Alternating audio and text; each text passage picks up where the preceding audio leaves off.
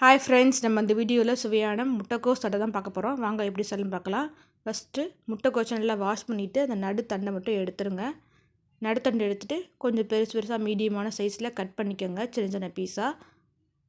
நடுத்தண்டு எடுத்துகிட்டு சின்ன பீஸாக கட் பண்ணி எடுத்துக்கோங்க. இப்போ எல்லாத்தையும் இப்போ அதை ஒரு மிக்ஸி ஜாரில் ஆட் பண்ணி கொஞ்சம் நல்லா பொடிசாக அரைச்சி எடுத்துக்கலாம்.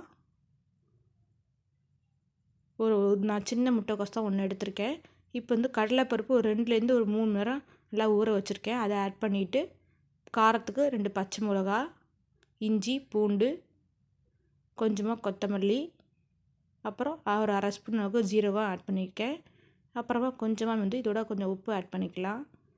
ஆட் பண்ணிட்டு அதையும் நல்லா அரைச்சி மையாக அரைச்சி அந்த முட்டைக்கோஸோட ஆட் பண்ணிக்கலாம். இப்போ இதிலே நம்ம கொஞ்சம் தான் 2 பச்சை மிளகாய் போட்டோம். அதனால் கொஞ்சம் மிளகாத்தூள், ஒரு அரை ஸ்பூன் மிளகாத்தூள், 1/4 ஸ்பூன் மஞ்சத்தூள் எல்லாம் மிக்ஸ் பண்ணிக்கோங்க, பனஞ்சு விட்டுக்கோங்க.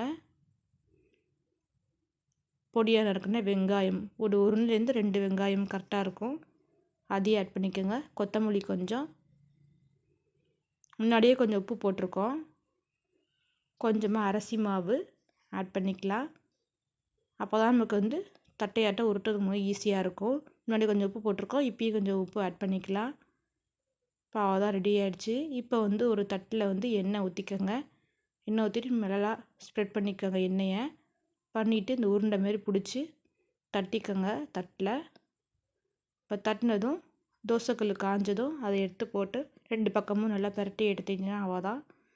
மேலே முறுமுறுப்பு நல்லா கிறிஸ்பியாக இருக்கும், உள்ளே சாஃப்டாக இருக்கும். அதை ரெடி ஆச்சு சுவையான முட்டைக்கோஸ் அடை. நீங்களே வீட்டில் ட்ரை பண்ணி பார்த்துட்டு எப்போ இருந்துச்சு கமெண்ட் பண்ணுங்கள். தேங்க்யூ.